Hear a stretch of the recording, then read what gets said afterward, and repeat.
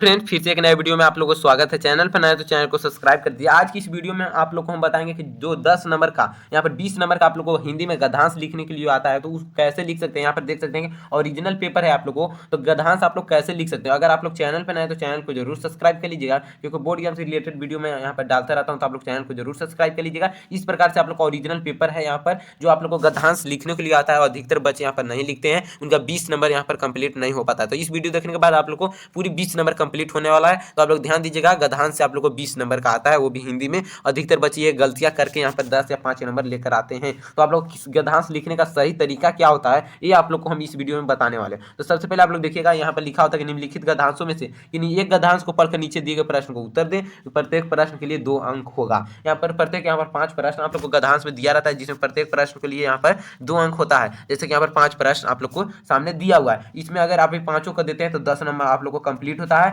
इसी टाइप से एक और गद्यांश रहता है जो आप लोग को 20 नंबर पूरे हिंदी में कंप्लीट होता है गद्यांश से। तो आप लोग को गद्यांश का आंसर सही ढंग से लिखने का तरीका क्या होता है, जिसे एग्जामिनर खुश होकर नंबर देगा, एक भी नंबर आप लोग को नहीं काटेगा। तो ध्यान दीजिएगा, आज की वीडियो आप काफी ज्यादा लाजवाब होगा। तो आप लोग चैनल पर नए तो चैनल को जरूर सब्सक्राइब कर लीजिएगा। गद्यांश लिखने का हम ट्रिक यहाँ पर बताएंगे। तो चलते बिना देर किए वीडियो में आप लोग को बताते हैं किस प्रकार आप लोग को गद्यांश लिखना चाहिए, जिसे आप लोग को एक भी नंबर नहीं कटेगा। तो ध्यान दीजिएगा, सबसे पहले यहाँ पर मैं बता देना चाहता हूँ, अगर आप लोग को यहाँ पर 10 मिनट आप लोग को एक्स्ट्रा टाइम रहता है, तो आप लोग सबसे पहले गद्यांश को पूरी तरह से पढ़ लेना, उसके बाद ही आंसर आप लोग को देना स्टार्ट करना है, जिससे आप लोग को यहाँ पर अच्छा लगेगा और एक भी गलती क्वेश्चन नहीं होगा। अधिकतर बच्चे क्या करते हैं कि वो गद्यांश को नहीं पढ़ते हैं और स्टार्ट कर देते हैं आंसर देना, और सोचते हैं कि खोज खोज कर यहाँ पर से लिख लेंगे, इसमें से ढूंढ कर लिख लेंगे। तो आप लोग को ढूंढ कर लिखने में भी उतना टाइम लग जाता है, जिससे उनका गलती भी हो जाता है। पहला का यहाँ से यहाँ तक आंसर लिख लेते हैं, फिर दूसरा का भी क्वेश्चन पढ़ते हैं तो उनका लगता है कि दूसरा का भी ये आंसर था, पहला का अलग आंसर था, जिससे उनका गलत हो जाता है। यहाँ पर गद्यांश में 5 या 4 नंबर आता है। आप लोग को 10 लाने के लिए यहाँ 20 नंबर का पूरा हिंदी में गद्यांश रहता है, तो आप लोग कैसे 20 में 20 नंबर ला सकते हो ये टॉपर की तरह।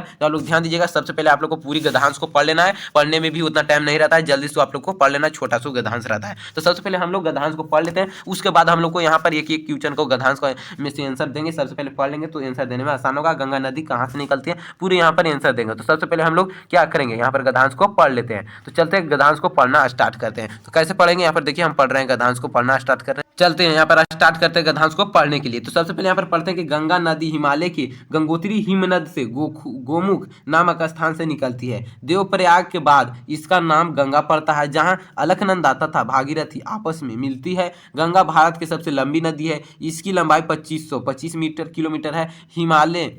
हिमालय में गंगा शीर्ष धारा भागीरथी कहलाती है। बांग्लादेश में गंगा ब्रह्मपुत्र से निकलकर यहाँ पर बांग्लादेश से निकलकर यहाँ पर ब्रह्मपुत्र में मिल जाती है। गंगा नदी ब्रह्मपुत्र के साथ मिलकर विश्व का सबसे बड़ा डेल्टा सुंदरवन का डेल्टा बनती है। आगे हम लोग को यहाँ पर पढ़ना है, इसी प्रकार से आप लोग पढ़िएगा। एकदम कितना छोटा सा गद्यांश था, आप लोग पढ़ने के लिए गलतियां यहाँ कर देते हैं और क्वेश्चन का आंसर देने।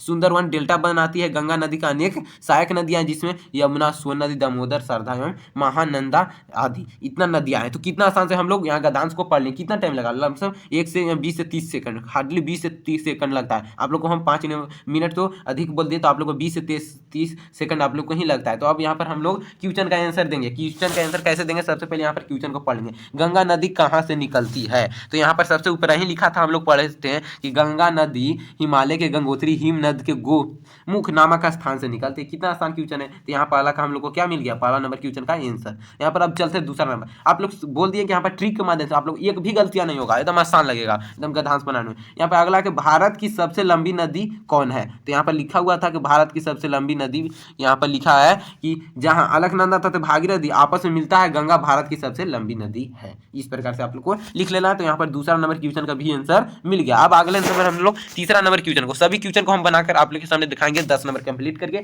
इसी टाइप से एक और गद्यांश रहता है, जिसमें आप लोग को भी 10 नंबर भी कंप्लीट कर लेना है, जिससे आप लोग को हिंदी में कितना 20 नंबर कंप्लीट हो जाएगा। जैसे अधिकतर बच्चे क्या करते हैं, गद्यांश में 4-5 नंबर लाते हैं, उन्हीं उनका कमजोर हो जाते हैं या टॉपर नहीं बन पाते हैं। तो आप लोग ध्यान दीजिएगा। तीसरा अब हम लोग सोल्व करके दिखाते हैं। आप लोग तीसरा नंबर क्वेश्चन क्या है कि हिमालय में गंगा शीर्ष धारा क्या कहलाती है? तो यहाँ पर देखिए एकदम साफ यहाँ लिखा हुआ है कि हिमालय में गंगा शीर्ष धारा क्या कहलाती है? तो यहाँ लिखा है कि हिमालय में गंगा शीर्ष धारा भागीरथी कहलाती है। कितना आसान है, तो तीसरा का भी आंसर मिल गया। तो इस प्रकार से हम लोग को चौथा भी देखेंगे, सभी यहाँ पांचवा क्वेश्चन तक हम लोग देखेंगे। पर चौथा क्या है, बांग्लादेश में गंगा के किस नाम से जाना जाता है? तो यहाँ पर आप लोग को लिखा हुआ होता है कि देखिए कितना आसान है, ओरिजिनली है। जो बोर्ड एग्जाम का ओरिजिनल पेपर है, आप लोग सोच रहे होंगे कि यहाँ छोटा क्यों है, इसी टाइप से आप लोग को मिलेगा। ओरिजिनल ये पेपर है, आप लोगों के सामने पीडीएफ बनाया हुआ है। तो यहाँ पर लिखा है कि गंगा नदी ब्रह्मपुत्र के साथ मिलकर विश्व का सबसे, क्या पूछ रहा है सवाल यहाँ पर चौथा, कि बांग्लादेश में गंगा को किस नाम से जाना जाता है? तो बांग्लादेश में हम लोग देखेंगे कि बांग्लादेश में गंगा नदी को किस नाम से जाना जाता है। ये यहाँ पर लिखा हुआ है क्या, कि बांग्लादेश में गंगा ब्रह्मपुत्र से मिलकर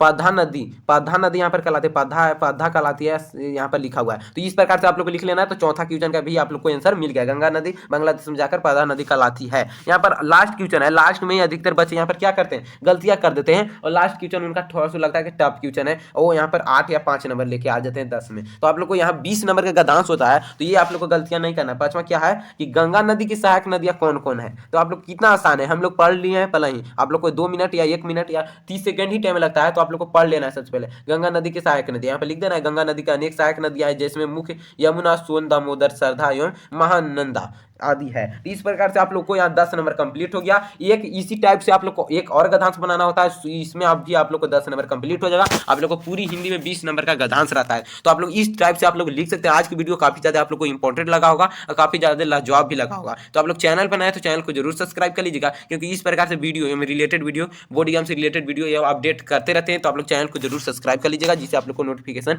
पहुंच सके। अगर आप लोग निबंध भी लिखना आसान तरीका से जानना चाहते हैं या पत्र लिखना, तो आप लोग चैनल को सब्सक्राइब करके जाकर देख लीजिए। चैनल पर डाला गया है एकदम निबंध आसान तरीका से, जो आप लोग को 10 नंबर का पूछता है हिंदी में, सिर्फ निबंध से लिख के 200 से 300 वर्ड में लिखकर। तो आप लोग जाइए चैनल को सब्सक्राइब करके जाकर उस वीडियो को देख लीजिए। तो आप लोग चैनल पर नए तो चैनल को जरूर सब्सक्राइब कर लीजिएगा। मिलते हैं अगले वीडियो में, तब तक के लिए आप लोग पढ़ते रहिए। चैनल पर नए तो चैनल को सब्सक्राइब कर लीजिएगा।